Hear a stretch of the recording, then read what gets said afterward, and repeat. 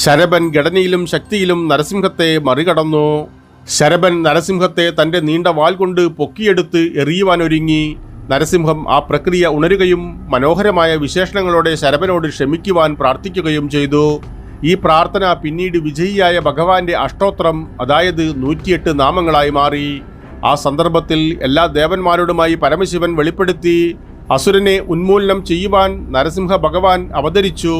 നരസിംഹത്തെ പ്രീതിപ്പെടുത്തുവാൻ ഞാൻ ശരഭേശ്വരനായി ഉയർത്തിരിക്കുന്നു. വെള്ളവും വെള്ളവും, പാലും പാലും, നെയ്യും നെയ്യും പോലെ അവിഭാജ്യവും ഒന്നായി ആരാധിക്കപ്പെടുന്നതും പോലെ ഞങ്ങൾ രണ്ടുപേരും ഒന്നാണെന്ന് അറിയുക. മഹാവിഷ്ണുവിനെ തൻ്റെ ക്രൂരമായ സ്വഭാവത്തിൽ നിന്ന് വീണ്ടെടുക്കുമെന്ന് ശിവൻ ഉറപ്പു നൽകി. അതിനാൽ അദ്ദേഹത്തെ വേദനിപ്പിച്ചില്ല. ശിവനോടുള്ള ബഹുമാന സൂചകമായി നരസിംഹം തൻ്റെ ശരീരത്തിൽ നിന്ന് സിംഹത്തിൻ്റെ തൊലി നീക്കം ചെയ്ത് ശരഭേശ്വര മൂർത്തിക്ക് സമർപ്പിച്ചു. അപ്രകാരം മഹാവിഷ്ണുവിൻ്റെ നരസിംഹ രൂപത്തെ ശിവന്റെ ശരഭാവതാരം ശാന്തമാക്കി.